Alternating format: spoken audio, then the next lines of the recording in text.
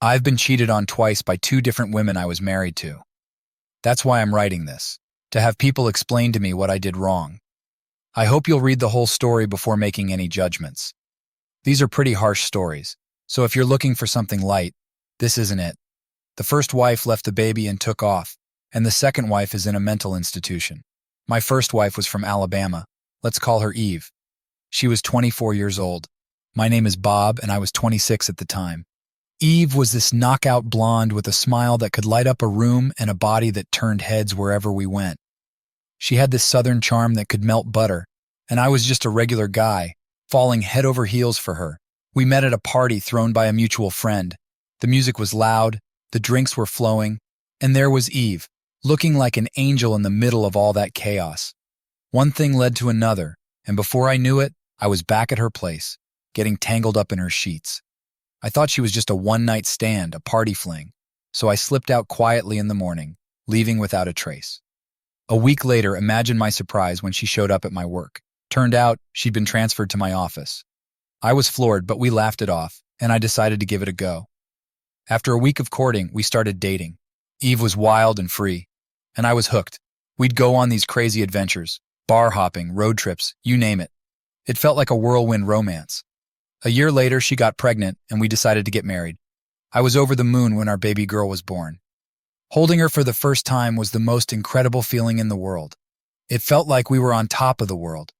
But then things started to change. Eve was very ambitious, always talking about moving up in the world.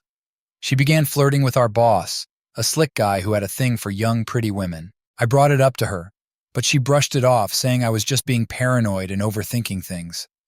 The tension between us grew, and we started having constant conflicts about her behavior. I knew something was up, but I wanted to trust her. I needed to believe that she wouldn't do this to our family. Our fights got uglier and uglier. She'd come home late, smelling like a mix of booze and cheap perfume, her excuses getting weaker by the day. She'd laugh it off, saying it was just work-related, but I could see through the lies. Every time I confronted her, she'd turn it around on me, calling me insecure and controlling. I started to doubt myself, wondering if maybe I was the problem. I've been trying to make sense of it all ever since. Was I too trusting? Too naive? Did I ignore the signs for too long? I really don't know. I could use some advice here. Many people wrote that a lot of time has probably passed since you were first cheated on, and that might make this account biased, since you might have forgotten many of your weaknesses. Of course, in any first relationship, you'll be less experienced than in subsequent ones. That's true.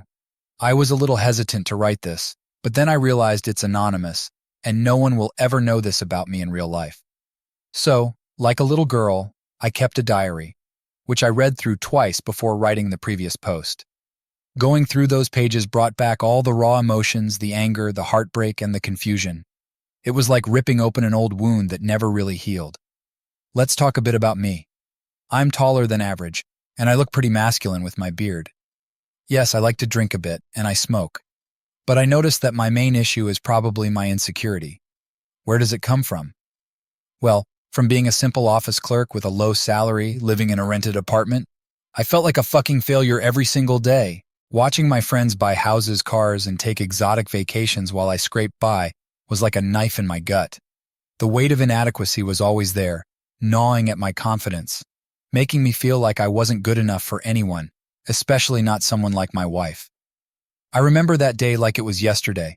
I'll never forget it. My wife went to work, and I had to leave in an hour. I got out of bed feeling worthless. I prayed to God to give me a chance to change my life. I went into my daughter's room and looked at her, imagining that when she grew up, she'd think of me as a weakling. That feeling was eating me up inside. I packed my things, opened the door for the nanny who was from another country, and was more affordable for us since I wasn't wealthy. I left feeling lost, thinking, what the hell am I supposed to do? I got to work, and as I mentioned, my wife and I worked at the same company. I was on the 4th floor and she was on the 11th. My colleagues and I were going for a lunch break when my wife came running out of the elevator practically half naked. I ran after her, gave her my coat, and about 20 minutes later, I found out that the boss's wife had caught my wife giving him a blowjob. I started to suffocate, thinking this was the end, but then I realized this was the sign from God. My world came crashing down around me, but there was also a sick, twisted relief in knowing my gut had been right all along. I understood that I couldn't keep working there. I quit, telling my boss everything I thought about him, and no, he wasn't the one my wife was blowing. Fast forward, my first wife was practically sleeping with the entire upper management while I was her husband. But I didn't know that at the time. I felt like such a fucking fool. All those late nights at the office, the work trips, the networking events, they all made sense now. I was just the dumbass holding down the fort at home, thinking I was supporting my ambitious wife. I went home thinking about what to do with the child and how we would manage. I was ready to give up everything to keep her with me. But to my surprise, about 5 hours later, the same day I found out she had cheated, my wife came home and said we were splitting up. She suggested we share custody equally, with the child spending a month with each of us. I said no. Maria, that's what we named her, would stay with me, and she agreed immediately. She didn't even put up a fight.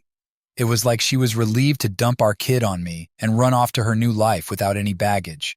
That was when I felt I saw her true nature for the first time. She packed all her things that same day and left. I have no idea where she went. She didn't seem to care that she was leaving behind a family, a child who adored her. She just turned her back on us like we were nothing. I watched her stuff clothes into suitcases, throw her makeup into bags, all while chatting on her phone with God knows who. Probably one of her fuck buddies from the office. She didn't shed a single tear, didn't show an ounce of regret. Here's a quote from my diary about how I felt back then. I felt my life was going to change forever on that cold New Year's Eve in an apartment in Brighton Beach, New York. It was like the universe had decided to take a giant shit on me, and all I could do was stand there and take it. I was standing in our empty apartment, looking out at the snow falling outside, thinking about how everything had gone so wrong. The city lights seemed so distant, so indifferent.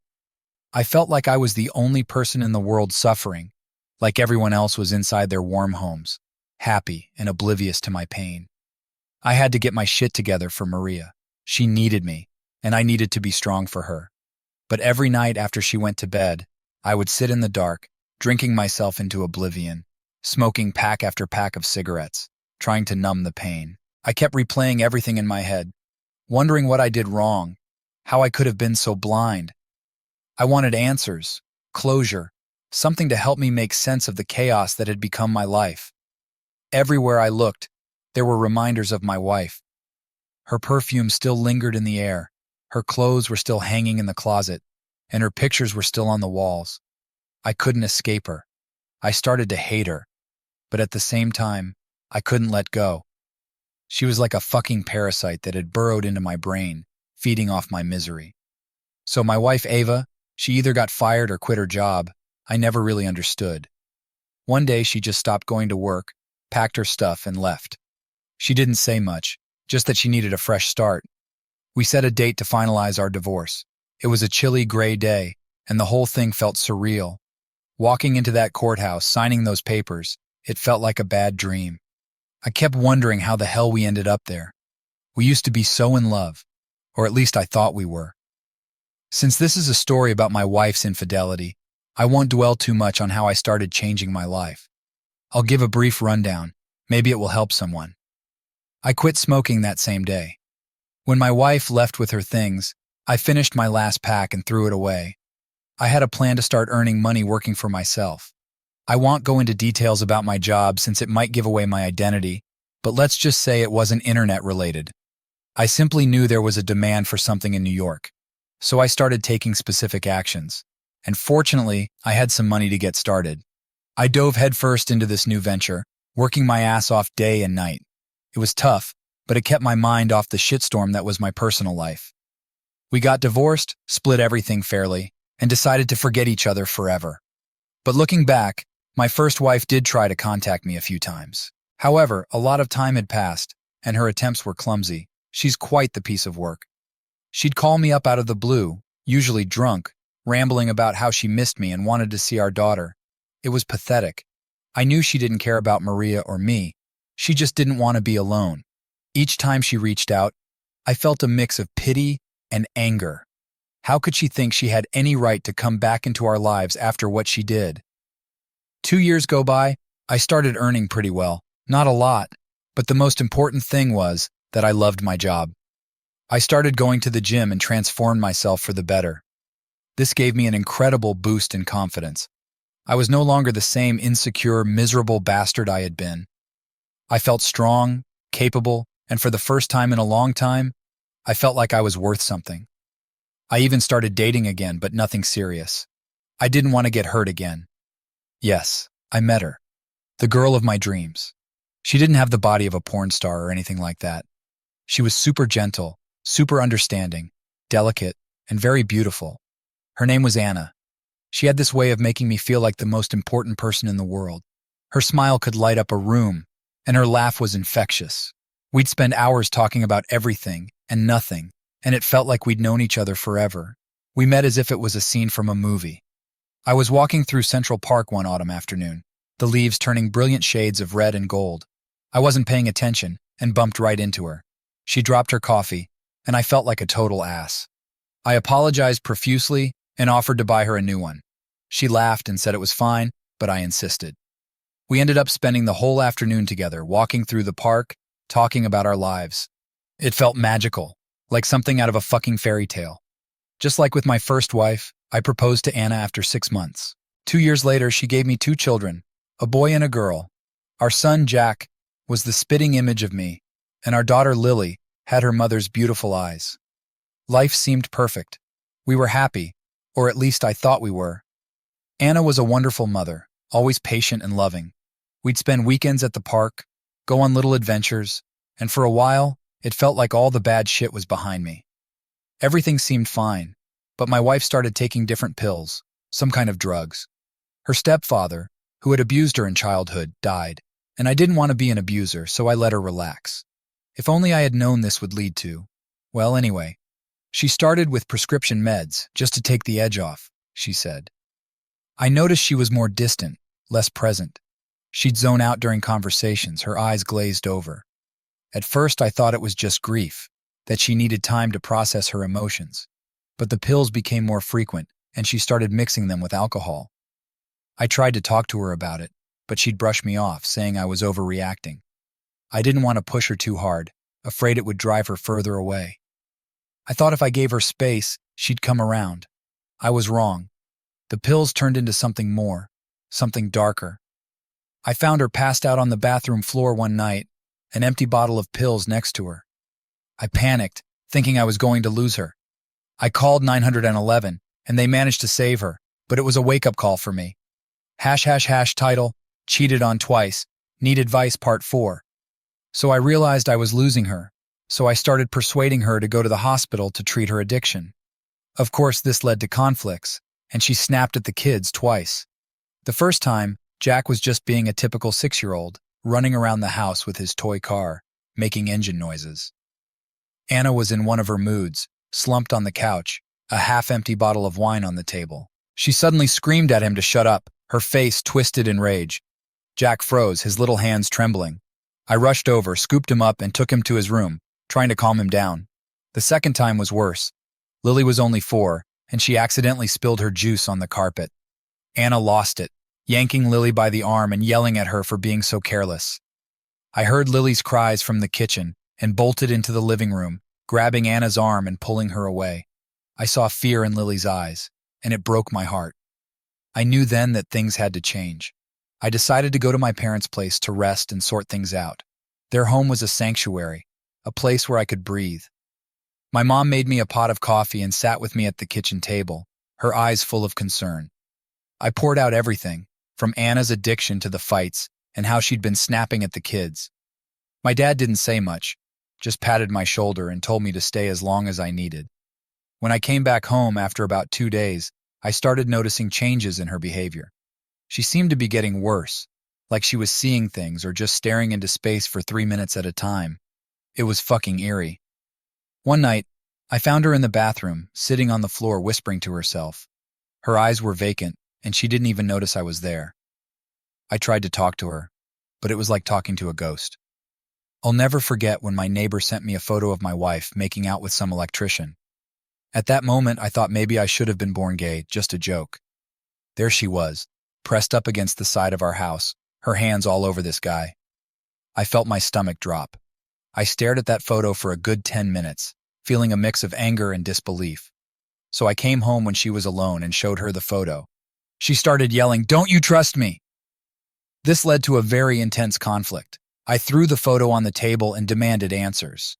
She screamed back, calling me paranoid and accusing me of spying on her. Her face was flushed with anger, and her eyes had that wild, crazy look. I kept pushing, asking her how she could do this to our family. She finally snapped and admitted they had been hooking up for over a week. The electrician, of all people. She said it so casually, like it was no big deal. That's when I lost it. I grabbed my boxing gear. Yes, I forgot to mention that I've been going to boxing for 2 weeks. Honestly, I've never beaten a punching bag so hard in my life. I felt like I could take on Tyson in his prime. Every punch was fueled by rage and betrayal. I pictured that electrician's face, my wife's face, and every asshole who had ever wronged me. By the time I was done, my knuckles were raw, and I was drenched in sweat, but I felt a little better. Afterward, I went to my friend's place and told him everything. His girlfriend was also there, and they have a great relationship for 4 years now. I looked at them and wished I had the same. I kept wondering why things never work out for me. This was the second time I've been cheated on. Maybe I'm not a real man, I thought. It was really tough. They tried to comfort me, telling me it wasn't my fault, but their words felt hollow. I couldn't shake the feeling that I was cursed or something. Then I came home and this crazy bitch had taken the kids somewhere. I started calling everywhere. The car was gone, and I realized my wife had taken it. I was thinking of the worst-case scenarios, like maybe she had schizophrenia or something. I decided to call the cops and tell them everything. They stopped her. She was heading to her parents' place in another state. Technically, she had kidnapped the kids. But the worst part was that when the cops asked her to stop, she tried to run away in the car. She skidded on a turn, got out of the car, and tried to flee until they stopped her. When I got the call from the police, my heart nearly stopped. They told me they had her in custody and the kids were safe, but they sounded shaken. When I went to pick up the kids, they were scared and confused. Jack clung to me, asking where Mommy was and why she was acting so weird. I didn't have the heart to tell him the whole truth. Lily just cried, burying her face in my shoulder. I took them home, trying to reassure them that everything would be okay, but I wasn't sure it would be. Here we are in the present time, and I have a question. What should I do? My wife is basically ill. Can this be considered cheating, or were these just acute phases of her illness? I don't understand. She has changed a lot recently, and I don't want to abandon her in such a difficult time. It just doesn't feel right. Part of me is screaming to get the hell out, to take the kids and run, but another part of me remembers the woman I fell in love with, the mother of my children. How do I walk away from that? So I decided to try and help her. I chose the most expensive clinic and center there, but it was really hard. I had to dip into the savings I'd built up over the years, money I'd been hoping to use for the kids' college funds or a family vacation. The clinic looked like a fucking castle, with pristine white walls and a lush garden. It felt like a last-ditch effort to save not just her, but our family. Picking her up from the police station was a nightmare. She was disheveled, her hair a tangled mess, eyes wild and red-rimmed. When I told her we were going to a special clinic for the mentally ill, she screamed that she wouldn't go. She clawed at my arms, tried to run. I had to hold her tight, whispering that it was for her own good, for our family. Eventually, she broke down in tears and agreed, her body sagging against mine in defeat. It was like she'd given up the fight, too tired to resist anymore. The doctors told me that it was because of the drugs. If she hadn't used them, she probably would have lived a normal life. Apparently, she has some severe disorder, and she won't be the same person again. Hearing those words was like a punch to the gut. They talked about brain damage, chemical imbalances, things I couldn't fully grasp but understood well enough to know that my wife, the woman I loved, was gone, replaced by someone who looked like her but wasn't her. Honestly, I cried for 4 days. How could someone be here one moment and gone the next? It's hard to wrap my head around it. How do I understand whether she cheated on me or if it was her illness? Was it really her fault? Or was it the drugs, the illness twisting her mind, making her do things she'd never do in her right mind? I replayed everything in my head, every fight, every outburst, trying to figure out if there were signs I missed, something I could have done to prevent this. Yesterday, I went to visit her and tried to talk normally, but she looked like a zombie. Her eyes were vacant, her responses slow and mechanical. It was like talking to a shell of the person she used to be. I was very scared to bring the kids there because I didn't want them to see her like that. Jack and Lily deserved to remember their mom as the vibrant, loving woman she once was, not this hollowed-out version. I sat by her bed, holding her hand, talking about mundane things, hoping to see a flicker of recognition, but there was nothing. I didn't want to write anything because I wasn't in the mood, but it's been more than 2 weeks now, and there have been results. My wife is much better. It turned out she had obsessive-compulsive disorder, and if the treatment is done correctly and quickly, there can be very positive results. She is starting to recover from this illness. She's no longer the zombie I saw before. There's light in her eyes again, a hint of the woman I fell in love with. She smiles, she laughs, she talks about the future. It's like watching someone come back to life. I even brought the kids, and she and the kids were so happy. Honestly, I missed her. Seeing her with Jack and Lily, holding them, kissing them, it felt like a miracle. The kids were ecstatic, clinging to her, telling her everything they'd been up to. I saw hope in her eyes, and it gave me hope too. Maybe, just maybe, we could get through this. Maybe we could be a family again. I'd like to address the question about the car chase with the kids and all that. Honestly, I don't want to go into detail because, well, let's just say there are reasons. Anyway, we paid everything off, and my wife is clear with the law. It was a nightmare dealing with the cops, lawyers, and the whole legal system. The kids were terrified, and I was a wreck. We had to fork out a ton of money to settle everything, but in the end, she didn't face any charges. I'm just relieved that part is behind us. So today she was discharged from the hospital, and it seems like she's about 80% recovered. She's much better, so I decided to talk with her. We talked about her cheating on me, and it was like a punch straight to the heart. I told her I couldn't live with it, and she said, "Well, then let's break up." I was like, damn. It was so hard for me. And she just says, "Let's break up like it's nothing." What the hell? Her nonchalance was like a slap in the face. I spent so much time agonizing over whether to leave her, and she just tossed our marriage aside like it was garbage. I moved in with a friend, visiting the kids from time to time. Oh, and to be honest with you, I started smoking again. Yeah, it's a sign of weakness, I know. But just look at my life. It's falling apart. I'd stand out on my friend's balcony at night, chain smoking and staring at the city lights, feeling like a total loser. Every drag was a reminder of how fucked up everything had become. I started preparing for the divorce and everything. I met my lawyer, who turned out to be a blonde with a nice ass. I asked her out on a date. Yeah, I know it's not right, but I don't care. I felt the perks of single life again. Her name was Mia, and she had this confident, sexy vibe that I hadn't felt in years. We went out for drinks, and it felt good to be around someone who didn't look at me with pity or disgust. Honestly, my wife and I hadn't had sex for over 3 months, and the sex with my hot lawyer was something divine. I hadn't relaxed like that in a long time. Mia was wild, uninhibited, and exactly what I needed to forget my troubles, at least for a while.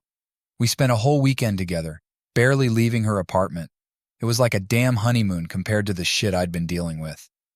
After more than a week of preparing various documents, my wife declared that the kids would live with her, so she needed the house, which is mine.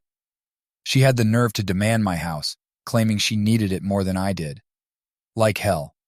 That house was my sanctuary, the one stable thing I had left. There was no way in hell I was giving it up. We met and I told her no.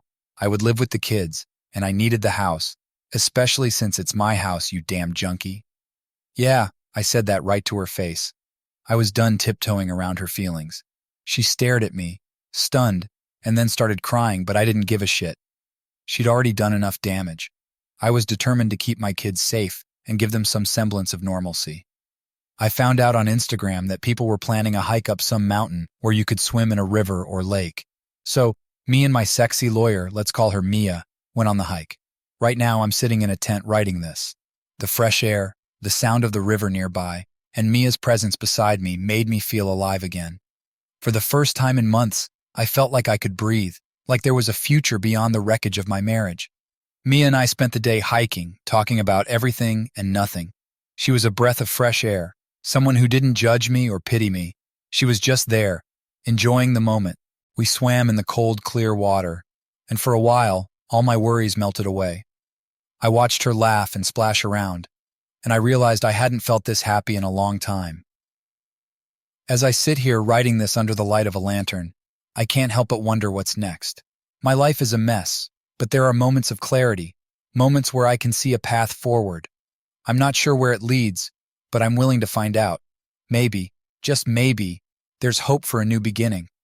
Well, Ava and I will go to court after all because we couldn't come to an agreement. We tried to hash things out over dinner at a quiet restaurant. It started off civil enough, but it didn't take long for the fireworks to begin. She insisted on having the house and full custody of the kids, saying she needed stability for her recovery. I called bullshit. You think you deserve the house after all the crap you put us through? I spat. Her face flushed with anger, and she snapped back. You think you're a saint? You've been sleeping with your damn lawyer. The waitress gave us a nervous glance, probably regretting her decision to seat us in the middle of the restaurant. We went back and forth, our voices rising, drawing stares from other diners. Finally, I slammed my fist on the table, making the silverware jump. We're done here. See you in court, I growled before storming out. I heard her muttering curses under her breath as I walked away. A week of self-improvement and spending time with the kids followed. I took Jack and Lily to the zoo, wanting to give them a day free of drama. Their faces lit up at the sight of the animals, and for a few precious hours, everything felt normal. Jack marveled at the lions roaring back at them, while Lily giggled at the antics of the monkeys. We shared cotton candy, took silly photos, and for once I felt like a good dad. The day before the court, I barely slept. My mind was a whirlwind of what-ifs and worst-case scenarios. I went over all the documents with Mia, making sure every detail was perfect. She assured me we had a strong case, but I couldn't shake the anxiety. I spent the evening with the kids, trying to keep things light. We watched their favorite movie and had pizza, but I couldn't hide the worry from my face. Jack asked if everything was going to be okay, and I lied, telling him not to worry. An hour before the court, I met with my parents. They'd flown in to support me, and seeing them was like a balm to my nerves. My dad gave me a firm handshake and a reassuring nod. My mom hugged me tight, whispering that everything would be all right. We sat in the courthouse lobby, making small talk, but my mind kept drifting back to the impending showdown. The beginning of the court session was tense. Eva sat across from me, her eyes avoiding mine. The judge, a stern-looking woman with sharp eyes, called the session to order. Our lawyers presented our cases, each trying to paint the other as the unfit parent. Eva's lawyer brought up my relationship with Mia, implying that I was unstable and reckless.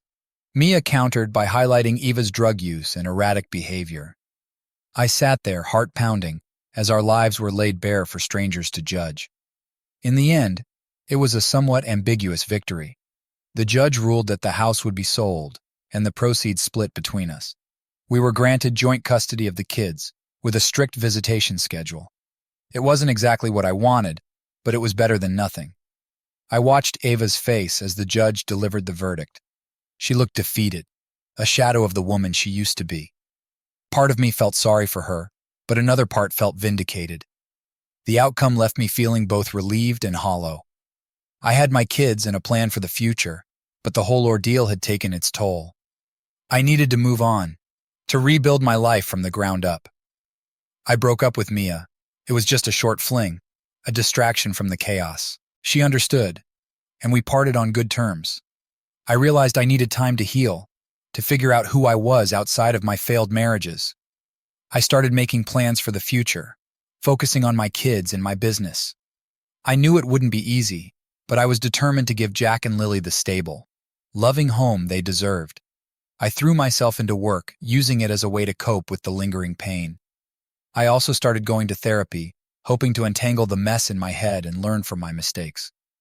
As I sit here reflecting on everything that's happened, I can't help but wonder what the future holds.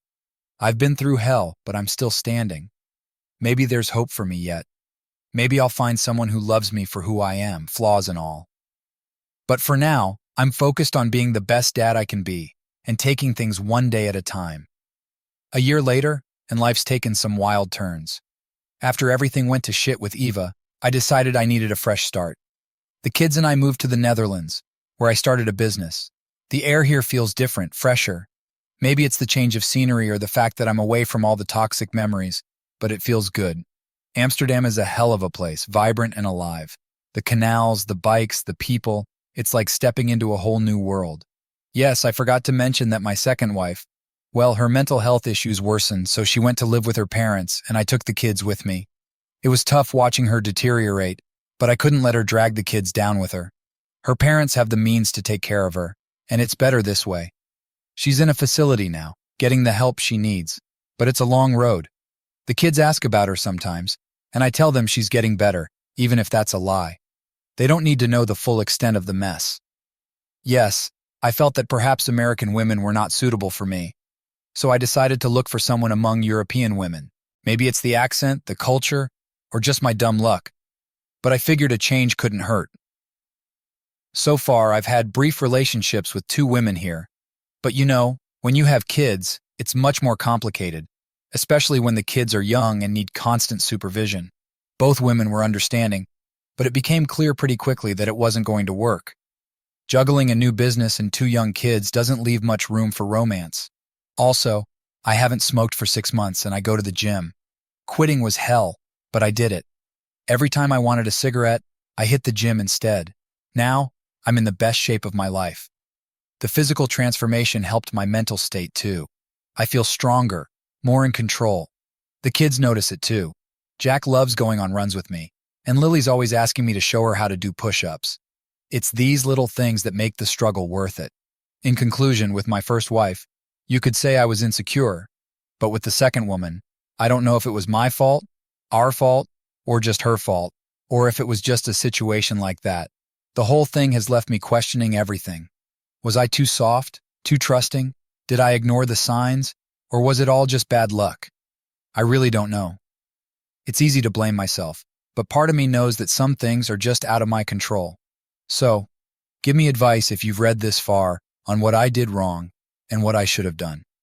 Thank you all for the support. Your comments have been a lifeline, a way to vent and find some clarity. Life's not perfect, but it's better. I'm focused on the kids, the business, and finding some kind of peace. I'm not looking for pity or praise, just some honest feedback. Maybe there's something I'm missing, something I can do better next time, if there is a next time.